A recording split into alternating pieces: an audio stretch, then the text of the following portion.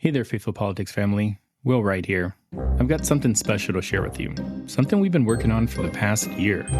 It's an audio narrative series called Heavenly Homeland that dives deep into the topic of Christian nationalism, which is something that's been making the headlines and stirring lots of conversations in homes, churches, and political circles. I'll be back in a bit to tell you more about the details, but I wanted to at least pique your interest if I could. So in the meantime, hope you're doing amazing and enjoy the rest of the show. They had to get the legislature to vote in 2 consecutive sessions to put a ballot initiative to the voters to amend the state's constitution.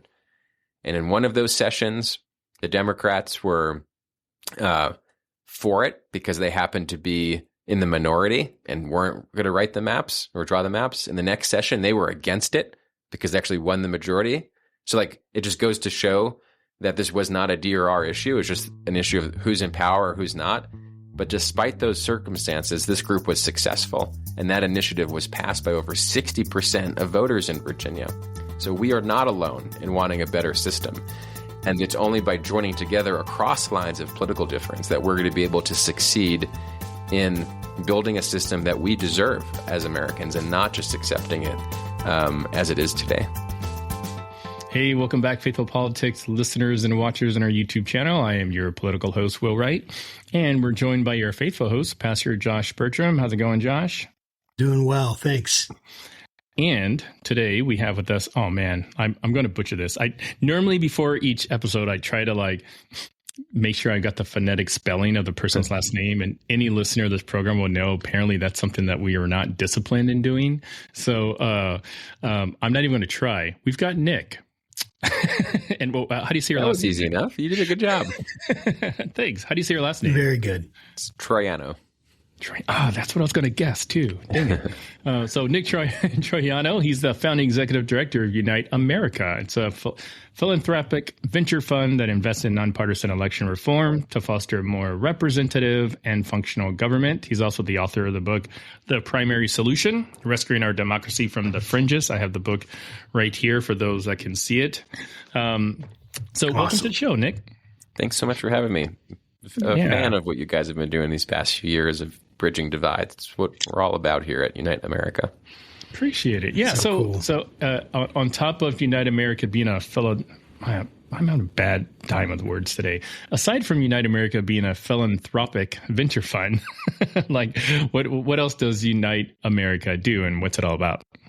So, philanthropic venture fund is sort of the model of our organization in terms of we raise resources, we invested in election reform campaigns and organizations around the country.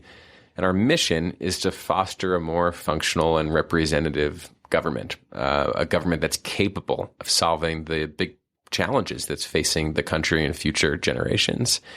And our theory of change is that if we want to have better outcomes, we need a better process, because our election process determines the incentives by which all of our candidates and elected officials govern or don't govern. And today, the essential dysfunction in our politics is that we're rewarding behavior we don't want. We don't like divisiveness and dysfunction, but that's exactly what our election system rewards. So if we want people who actually work together and solve problems and represent a majority of Americans, well, we need to change our elections because they're not currently doing that today. Yeah, and we had some time ago, we had the late Congressman Donald McKeechan on, and I remember asking him this question specifically about divisiveness in America and how it's related to the behavior of our congressional representatives. And he essentially said that, the divisiveness that you see isn't necessarily, our elected officials behaving that way, and therefore their constituents are replicating their behavior. It's just the opposite. It's the constituents are acting a certain way, and as a result, they're going to elect people that behave that same way. So how does kind of changing, election or reforming elections help combat that? Well, I would say it's a vicious cycle in the sense of if we give disproportionate political power to political extremists on the fringes of both parties, they're going to elect people who are out of step with the mainstream electorate. And those leaders, if you can call them that, are only going to further polarize the electorate. And that process repeats. And so we are stuck in this vicious cycle of polarization and dysfunction. The way to break it is to change our election system, to actually elect people that are more broadly representative of the public, and an election system in which we can hold them accountable to the behavior that we want. And the current problem is that our system of party primaries is not enabling that majority to express its will. Most of our elections, as you may be familiar, aren't decided in November. Most elections are over by then because these districts are so safe for Democrats or Republicans, which means that the primary is the only election that matters. Very few people turn out. Millions of independents are disenfranchised. And so what happens? You have 8% of Americans electing 83% of our Congress. That's what our research found in 2022. So it's no wonder that we get a Congress that can't agree even when a majority of us do on the issues that we care about. When you look at immigration or the budget or on climate, that's the tragedy of our politics today. Not that we, the people, are hopelessly divided, but that our Congress is, even when we're not.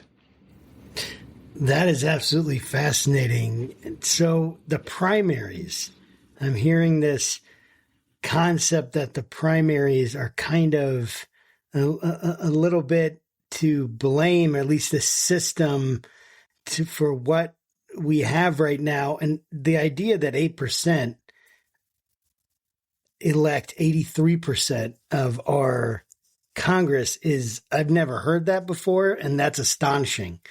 Yeah. So my question is, what help us understand the primaries for plebeians like me, and help us understand the primaries, what they are, and what is it about them that like, why is it so twisted in our current context? How have we gotten here?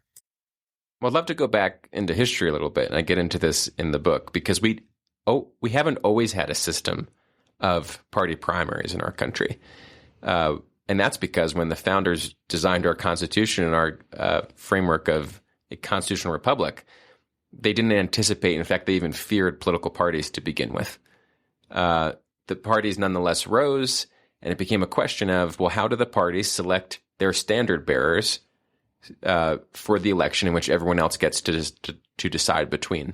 So the first system that we had as a country was called the caucus and convention system, where you've heard of the party bosses in the proverbial smoke-filled rooms. They would handpick the candidates to represent their party that all the voters would then get to pick from. That became a very corrupt system. Those party bosses getting kickbacks from the politicians in office, or people buying seats, etc.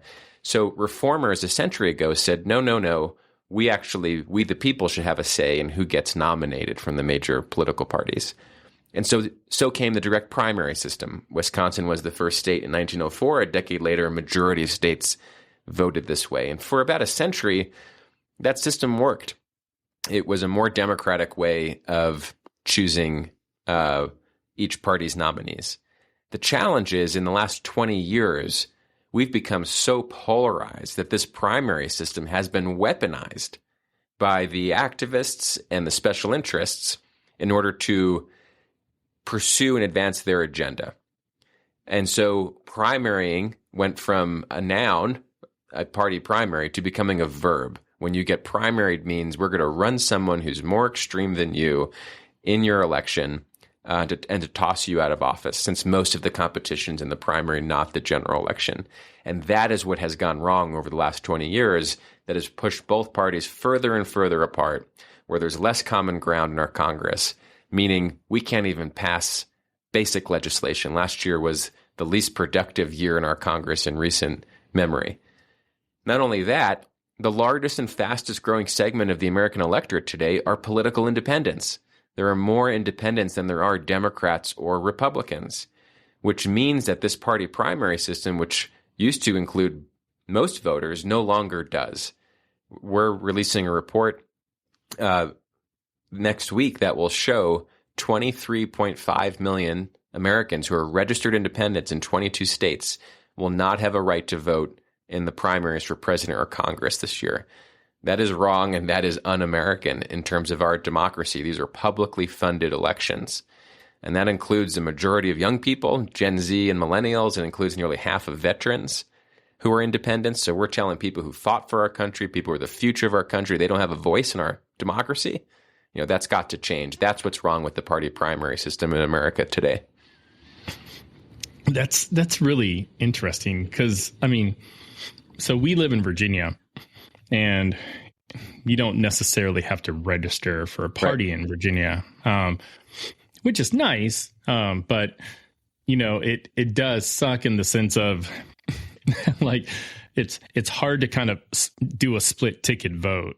Right. So I go, excuse me, I go in the voting cubicle or whatever, or before I get there, I talk to a person there, and they're like, okay, you voting Democrat or Republican? And I'm just like, I don't know. Like, I normally vote Democrat, but there's somebody on the Republican ticket that I really like, and every time I try to grab two of them, like, the police are called. So like I do hear you with regards to the independents not necessarily having a vote, and I think that's super relevant. So how do you even change that? That's a structural issue that's been existing and has favored, one political party than the other. So there's not necessarily a lot of, political will or capital that people want to spend on fixing it. So like how can an organization like Unite America help fix that?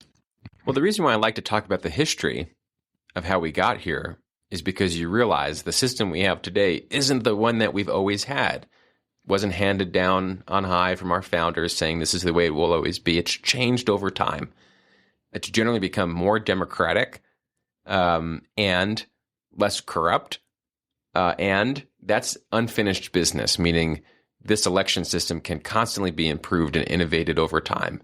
And in fact, that's what our founders expected to do when they gave, through the Constitution, every state the right to set the time, place, and manner of their elections. And as a result of that, that's the key to fixing this system.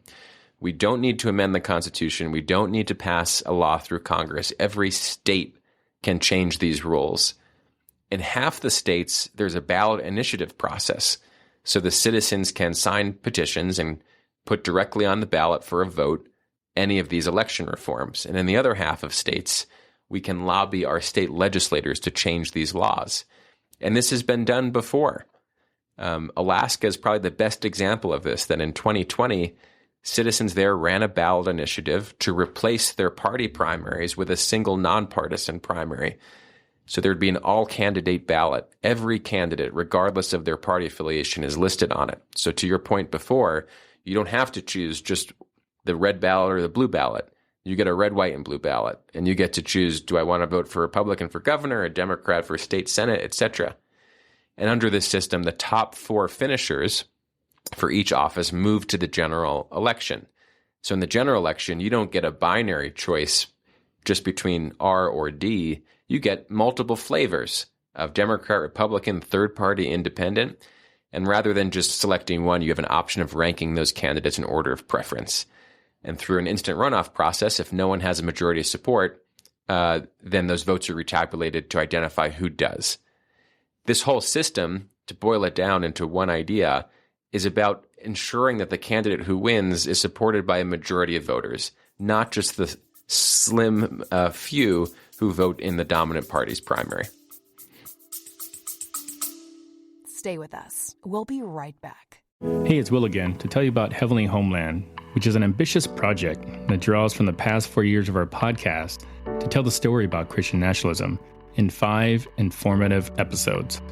The episodes in the Heavenly Homeland series will address the belief that America was founded as a Christian nation, the separation of church and state, using the Bible as a tool of oppression, why evangelicals love Trump, and finally, an episode showing why not all Christians are Christian nationalists. We have over 24 experts from the world of academia, theology, constitutional law, mental health professionals, and so many more. The first episode airs on March 3rd, which happens to be the date Lemon v. Chrisman was heard at the Supreme Court. And if you're wondering what that is, well, wait till episode 2. You'll learn all about it. The remaining episodes are going to air every Saturday after that. This documentary is an invitation to explore, to understand, and to engage in a conversation that's more important now than ever. Whether you're a devout follower, a concerned citizen, or somewhere in between, there's something in this story for you. So if you haven't already, go ahead and smash that subscribe button on your podcast platform. It's right there. Just press it so you can make sure that you don't miss it when it comes out. Let's embark on this journey together, equipped with knowledge, empathy, and a willingness to listen to the myriad voices that make up this great nation of ours. Stay tuned, stay informed, and as always, make sure to keep your conversations not right, not left, but up. And let's keep bridging the gap between faith and politics with an open heart and an open mind. Thanks for listening, and enjoy the rest of the show.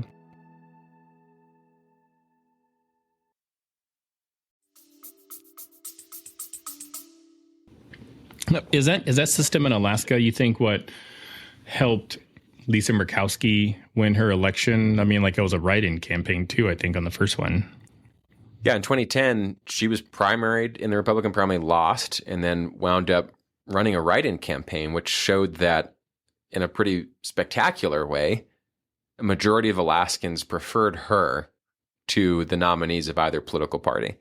Fast forward in 2022, the same thing would have happened in the sense of, she voted to convict former President Trump in his impeachment hearing. She's worked across the aisle on issues, so the Republican Party primaried her and put up a challenge. Under this new system, though, she was one of the top 4 finishers and went to the general election nonetheless. So all voters still had the option of voting for her. And guess what? A majority did. And so she was reelected.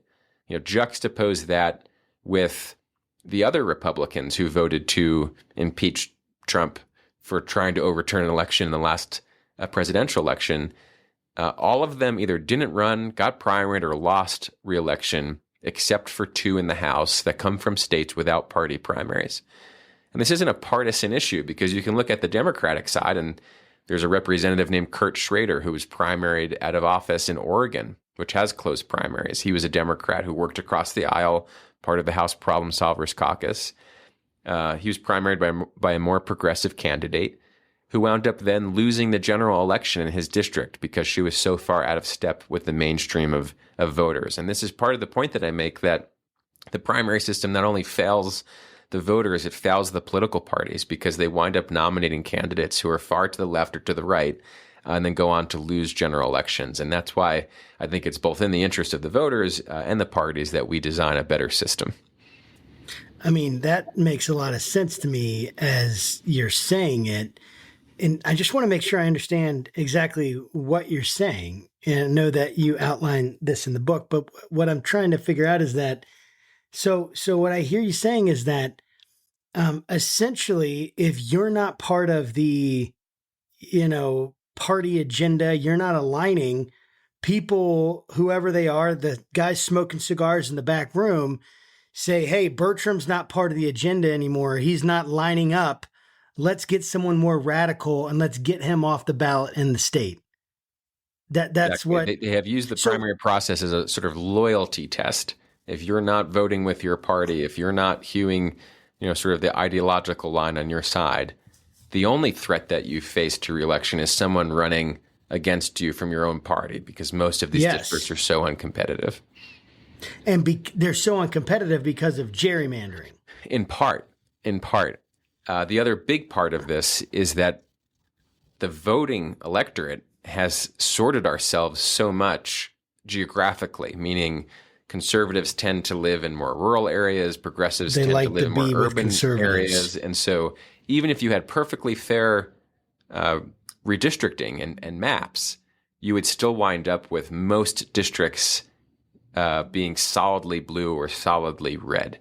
And so you can solve the problem of gerrymandering and be left with the primary problem, which is why, in my belief, addressing primaries is the most important thing we can do to get a more representative democracy today. It's more important than gerrymandering is what I'm hearing you say, and I've never heard anyone say that. Yes, that I mean, when you ask people, I begin my book saying, when you ask people what's wrong with politics today, most of them say the people. So they're not even thinking about the system or incentives. We're just focusing on Marjorie Taylor Greene. We're focusing on whoever the other person. Yep, exactly. Well, we can change all 535 people tomorrow, and we'd wind up with as just as much dysfunctional mess than we're in today because of the underlying incentives of the system. Now, what do we do about that? People talk about money in politics, term limits, the electoral college, the list goes on. There are many important things we should do. The most important thing that is both possible and powerful is going to be to address this primary problem. And that's the mission that I'm on in writing this book, because that's not a very popular view today. We've come to accept that this system is what we've always had, what we always will have, but that's not true. And luckily, multiple states have already taken it into their own hands to show that there is a better way. I think the rest of America can vote like Alaska, and we'd have a much healthier democracy. So I love that. That makes a lot of sense to me. It's like, hey, why should, because I always sit here and wonder, what is happening that these are the people that we have to vote for? I don't understand this, because almost everyone I talk to, they're like, I'm not crazy about the guy. I'm thinking about Trump here, but he's the option. What are we going to go with, Biden? And I have all these guys. So, that's kind of the circles like I run in politically. So I've always wondered about this, and it's absolutely fascinating.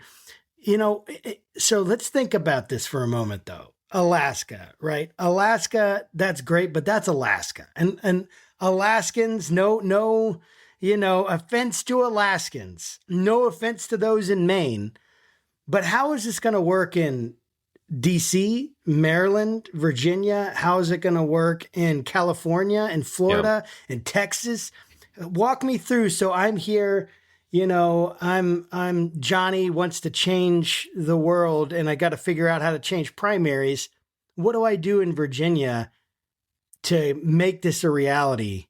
Well, the good news is that there's something to do in basically every state to improve this process, with Alaska being sort of the North Star and having solved this problem. The worst I love that, by the way. The worst offenders are the 15 states with closed party primaries, which means that only Republicans can vote in the GOP primary, only Democrats can vote in their own. If you're an independent, you can't vote in either. So the thing to do in those states is to give everyone the right to vote in every publicly funded election. In the rest of states that have open or semi-open primaries where you can have some flexibility of picking which party's primary to vote in, we want to move those states to an Alaska-style model with an all-candidate primary, so that you don't have to choose your red or blue ballot. You choose a ballot that has all the candidates on it. And 5 states have done this for federal or state office. We talked about Alaska, but there's also California, Washington State, Louisiana, and Nebraska. And so you've heard of this laboratories of democracy before. There's an approach in which every state can experiment with a slightly different model about how to do this. For example, in Louisiana, they don't have primaries. In California and Washington, they have a top 2 system, so advancing just 2 candidates, 2 top finishers to the general election. No matter what model we're talking about, the worst that can possibly exist is one not only where you have party primaries, but that they're closed to independents. And so no matter where you are, there's something for you to do to get involved. Supporting a ballot initiative, there's going to be about a half dozen states with ballot initiatives this year, or getting involved and talking to your state legislator about making this improvement. And there are more states that are working on that across the country as well. So maybe we can, take some of what you just said and apply it to, maybe more recent issues, specifically that's been in the news. So let's take immigration, for instance. I know you address this in your book. So I've got 2 questions for you. One, why is their immigration system broken? And why do you think this most recent border security bill that seemed to have fairly broad support by a lot of the stakeholders involved, Border Patrol and most of Americans, why would a bill like that not pass? It's a great question. I would say there are 2 challenges in our politics right now, which are symptoms of this underlying problem we've been talking about. The first is that we're often put in these false binary choices, right? To solve a $30 trillion debt, do you want to raise more revenue or do you want to cut spending? It's not both, right? You can't do both. Or on our immigration challenge, do you want to secure the border or do you want a path to legal status for the millions of undocumented Americans who are here? And I think most reasonable people will look at these problems and say, there's a compromise to be had. There's some common ground to be had. It's not as black and white. But the political parties have divided us into these false binaries, because if they should cross the aisle to make a compromise, they're now vulnerable to getting primaried for breaking their party orthodoxy. The second problem, besides this false binaries, is the fact that some issues are more valuable politically left unsolved than if they are solved, right? With a $30 trillion debt, Republicans can run on, oh, look at how fiscally reckless the current administration is, right? Or with the border or an immigration system that has millions of undocumented Americans here, including dreamers that were brought here as children. Democrats can use that as an issue of saying, look what Republicans won't solve. And in both cases, we've seen how that prevents actual problem solving. And why is that? Is because our politics reward it. 90% of our members of Congress have consistently been reelected, despite congressional approval being around 20% or lower over the past couple of decades. There's no real leverage right now for voters to hold their elected leaders accountable by virtue of the election system that we currently have. And that's the problem. That's the problem that's at the core of all of our other problems. And immigration, I think, is a good example. What I do write about in the book is that a decade ago, we had an opportunity to do something big on this issue. There was 60 plus votes in the Senate for a bipartisan bill. When that bill got over to the House, the majority leader at the time, Eric Cantor, expressed some openness to taking it piece by piece and putting it to the floor for votes. That was unacceptable to his base. He got primaried and lost his election, which sent a shockwave through the Republican Party at the time, and that bill never saw the light of day. A couple years later, the problem got even worse. On one side of the aisle, it's build the wall. On the other side of the aisle, it's abolish ICE. And so we're stuck between two bumper stickers with a real problem in our country. A humanitarian crisis, a national security crisis, and our politics isn't up to the task of solving it. If you feel frustrated by that, we can't just look and blame the individual politicians. We have to be looking deeper and saying, what's wrong with this process? That we can keep changing the people, but we get the same outcome every time. Repeating that is the definition of insanity. So here we are needing to look at ways of addressing this in a much more systemic way. Yeah, it's I appreciate you saying that some of these problems perhaps aren't necessarily rushed to get solved because it's not maybe politically advantageous. I remember posting something on social media recently about like Congress can work when they put their mind to it. I mean, look at COVID, when we had COVID, and it was even under Trump presidency, everybody was sort of, paddling the boat in the same direction to try to keep lives from being lost to this disease. So it can work. But I'm curious if kind of part of your thought process about reforming elections has any connection to term limits, which I think you alluded to a little bit earlier, and more specifically, term limits, especially in the House. I mean, with a 2-year re-election cycle for all House members, it's almost like once they get elected and they find out, where the copy paper is stored, they're immediately in sort of fundraising mode, a year or 2 years out. And it's it just seems like it's a cycle where you're looking for issues to fundraise off of because you want to get reelected. So I'd love to kind of get your take on that.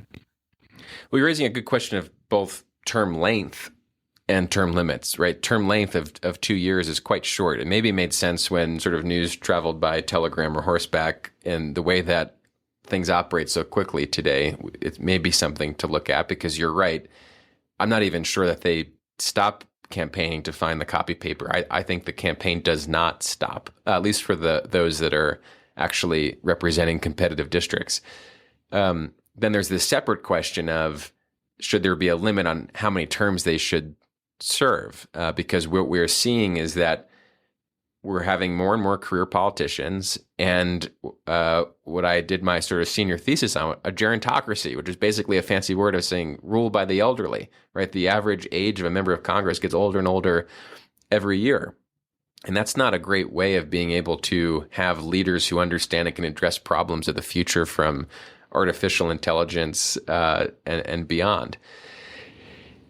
Now, there's a downside to term limits of, do you replace people who are just getting the sense of how to legislate, to learn the issues, to build relationships? If you take them out too soon, you replace them basically with a professional lobbying class who then can take over the legislature. That's what we've seen in some state legislators that have done term limits. So in my mind, just to sum it up, I don't think you need term limits if you have truly competitive elections in which voters can hold their leaders accountable. Term limits seem like a blunt force instrument as a way of saying we have no other hope of accountability except to limit them. But I think that's removing some agency for voters, because there's plenty of circumstances in which a voter might want their leader to continue to serve. So I think there may be a happy medium of setting a term limit length that doesn't outsource the expertise of our governing institutions to the professional lobbying class, but on the other hand, gets us out of this system in which people have become too attached to their title, to their role, to their position, that they forget what they're there to do, and to take some risks to do what is in the good interest of the country, even if that may be unpopular among their own party. So I love this. Say you have someone that comes up to you and they're like, look, Nick, I know that we would love to reform, this political monster that we have, but it's just the best that we can do. And we all know that these elections are corrupt anyway. So why, there's got to be a different way. So maybe it's addressing two people. One that says, these elections are corrupt. It doesn't matter what you do. It's not going to change anything. It's just human nature. And then the other person that would basically say something like, yeah, I just want to keep this status quo. It's all good. We don't need to change. Change is going to create too many issues. It's going to open up vacuums of power. I don't want to do. How do you respond to people that come? Because what I'm trying to do is this is just like a normal person, the way they see politics, the way I don't even want to be involved in it. Right. I just want to wipe my hands of it. It doesn't affect my life anyway. And yet we're trying to say, no, wait. It does. And if it doesn't, it will. Right. Very soon. So what's your response to those kinds of things? And those are caricatures for sure. But what is your response? Well, no doubt they're shared by millions of Americans who've become so disaffected or disillusioned by our politics, it's driven them to the point of cynicism. However, I would say that we have something very special here in our country. We often call our government the American experiment. It is an experiment. Yes. This goes against human nature. This is something that we have innovated on, that our country is the oldest constitutional democracy in the world. And we should not take that for granted, because what does the alternative look like? It looks like a society without freedom, without individual rights, without the ability to make collective decisions on public policy.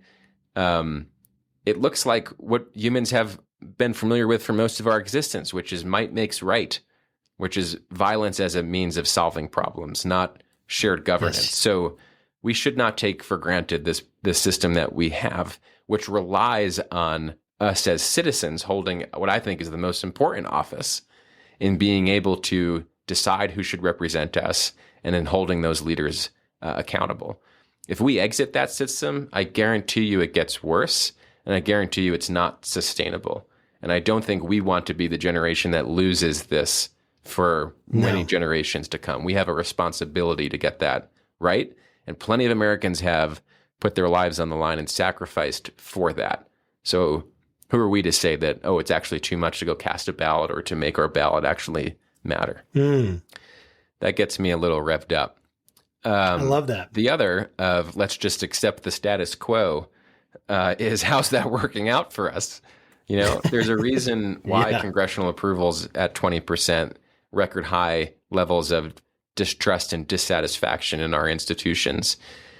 Not only that, the other thing that I'm pretty concerned about is the level of hatred across party lines, right? We no longer see the other side as people we disagree with. We increasingly think that they're evil. And that can justify a whole bunch of bad actions, right? In a society, it's destabilizing in many ways. Let's not be pawns in that kind of system that, as one author calls them, conflict entrepreneurs are waging. Right? Division has become a business model. It's a business model for clicks and views in media. It's for small donations to politicians who want to raise money off of outrage. It's part of the algorithms of our social media channels. That's all incentivizing us to look at our own neighbors as enemies, and we shouldn't play into that. And so I would just say the status quo is not working out, and we shouldn't accept it. And the thing is, let's not lose sight of the agency we have to do something about it. Because when I look at states that have fixed this problem, it wasn't the result of the political establishment. It was the result of citizens rising up to do something about that. And so let's not underestimate the power that we have either. Nick, I'm curious, and don't take this question the wrong way, but like, sure. How old are you? 34. See, like, I think that's amazing. I mean, I'm 47, I think. I actually have a birthday coming this Sunday. But like, I look at somebody like you, younger than I am, older than my kids, but younger than I am, and like you have developed, you know, this organization. You're really engaged. You wrote a book. Like what prompted you to kind of be this passionate about our election systems? Just that once you see it, you can't unsee it. And I've just had a pretty unique opportunity from studying politics in DC and getting involved early on in political reform to see a system that is designed to produce the outcomes that it is today, right? It's not a surprise that we're sitting here wondering why we can't make progress on issues or getting increasingly divided. Yeah. Once you see that it's built into the design, there's an outrage there of, well, that's not a great thing. And also this belief and conviction that, well, this is fixable. And so once you realize the nature of the problem that underlies so many of the symptoms that we spend our time talking about, and that problem is solvable, for people like me, that means, well, then you have to go do something about that. And it's been a rewarding journey to be able to find myself into a position where there's an increasing number of people who care about this and want to do something about that. And if I can use my time and skills to marshal that towards actually creating change, not just writing a book, but in getting people to volunteer or to contribute or to lead these efforts, it's an impact that I'd be glad to have. And I feel like, and I know I am, standing on the shoulders of many people who've dedicated their lives to these issues for much longer periods of time. And it's on the back of a tradition in our country of doing that. I mean, that's what we've been doing since the founding. So it's motivating to me and rewarding. That's pretty amazing. Okay, so you mentioned something about people wanting to take action, and a lot of what you have said so far, I'm like gung ho. I was like, let's do it. Sign me up. Like, where do I start? So I'm curious, like, give us a roadmap, if you will, of how somebody like me, can help fix like the primary system or election systems. Ostensibly, we would be trying to correct something that is overseen by people that we vote for. And, sort of in the name of self-preservation, I don't think Congress members are necessarily all that excited about, like term limits or Right. changing the election system in such a way that is not going to benefit them personally. So give me that roadmap on how I can, make my vote count or put ballot initiatives, that people can vote on. Yeah. Well, first, I would encourage people to get familiar with a few of the organizations that can help connect you to a local effort. There are groups like Represent Us, Open Primaries, Fair Vote, Rank the Vote. If you're a veteran, there's Veterans for All Voters. So these groups, which are listed at unitedamerica.org, are all pathways of engagement, depending on which policy that you support or which geography that you inhabit. But I would say, for inspiration, look at some of the initiatives that have actually worked. One of the best examples is in Michigan, where a campaign led by someone who was younger than me at the time, Katie Fahey, wound up starting a citizen-led initiative to fix the gerrymandering problem in her state. It began with a Facebook post, led to people grabbing clipboards to get signatures for an initiative to establish an independent commission. They amended their state's constitution, and it was citizens rising up who did that. So that's awesome. Possible in a state, as are these legislative efforts. In Pennsylvania, the state where I'm from, there's a group called Ballot PA, led by a guy named David Thornburg, and he's getting other independents in Pennsylvania and Democrats and Republicans together to lobby their state legislature to say, basically, let us vote. Let the close to 1.5 million voters in Pennsylvania who aren't Democrats or Republicans participate in the elections where the candidates are nominated, and in the elections that might be the only elections that actually matter. And so there are these grassroots efforts in states that you can join, and everyone has a state representative and state senator. Those are the people that are closest to you. They don't have millions of constituents; they have thousands. I'm telling you, if you get 25 of your friends together and you go visit them or write a letter or start writing op-eds, they're going to pay attention to you. And that's the work that needs to be done. And the last thing I would say is that there's a knee-jerk opposition among elected officials to these ideas because they're familiar with the system that got themselves into power. But don't underestimate the fact that most people who run, at least initially, do so for good reasons. They are running to serve their communities and to solve problems, and they feel trapped by this system as well. They feel like they are not able to have the political latitude they need to do their jobs and keep their job. So they wind up saying and rationalizing with themselves, well, I won't do what I know a majority of my citizens want because I need to be able to get in to do one more term to do a little bit more of this, right? And that just becomes a cycle that they're stuck in. So sure, when I think about passing these reforms, I think about liberating those leaders from the handcuffs that they're in right now because of our current election system. And that's fascinating to me. And I absolutely love this conversation. Will and I, there's a little bit of a behind the scenes. We'll text back and forth while we're interviewing just to make sure we're on the same page and, we're not talking over each other and stuff like that. And I just sent him like, man, we got to do something like this in Virginia. That's what I just sent to him. Maybe it's part of our calling, because we feel like God brought us together. This isn't an expressly Christian podcast, but we're both Christians, and we both have this sense of divine calling and things like that. And it's, you hit on something though that really resonates inside, because I see the biggest problem as I'm just looking at my friends, people I've pastored over the years, people I know dearly and love dearly. And a lot of times I'll think several of them from all over, I feel like, man, how can they think that? How can they feel that way? Don't they realize they're being, duped? And it just feels like there's sometimes very little critical thinking and all that. But it's like we can put all of this like, oh, it's because people don't think critically enough. They're not good at looking at different news. But I think most people are in large part reasonable. And I think there's a hopelessness that we can actually make a change. And you hit something with the agency. When you said it, it was like an alarm went off in my head, or this idea like ding, ding, ding, that's it.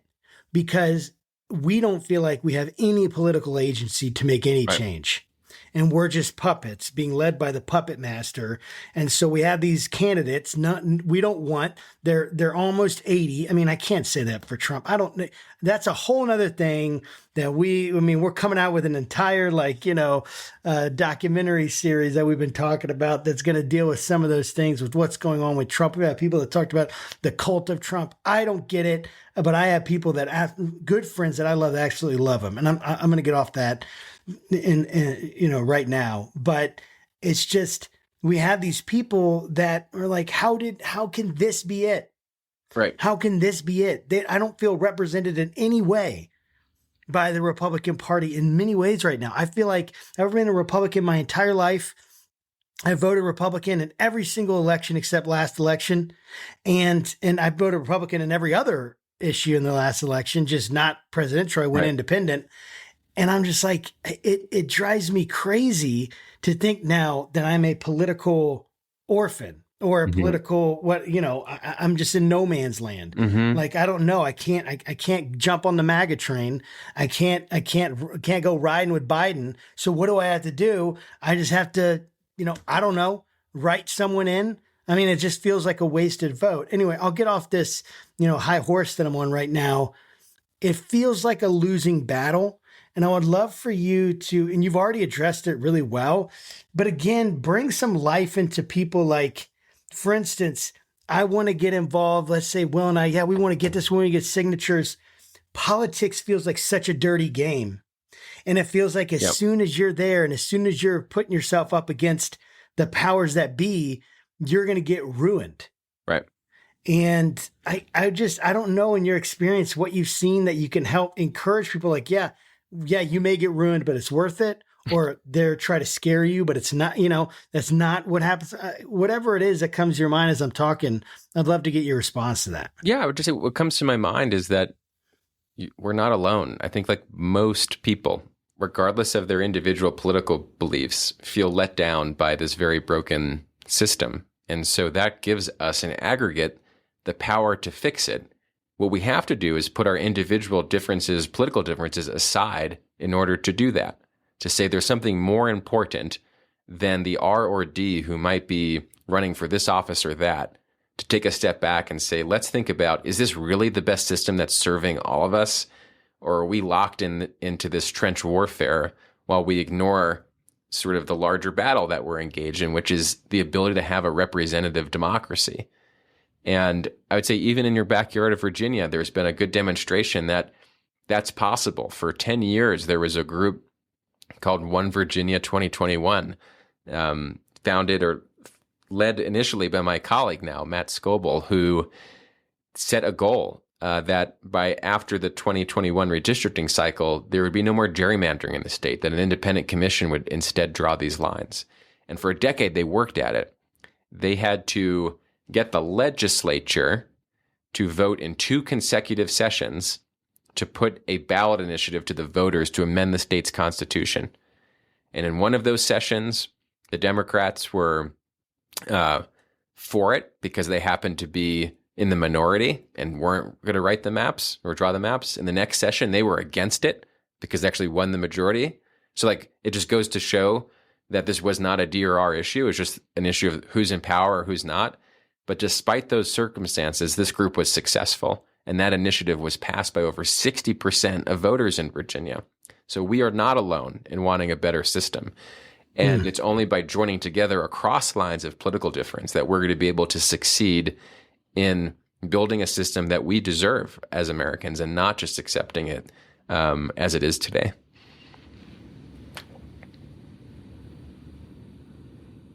So my last question for you, Nick, is, how can people get connected to Unite America? how can they get more involved? What sort of like projects are you all working on?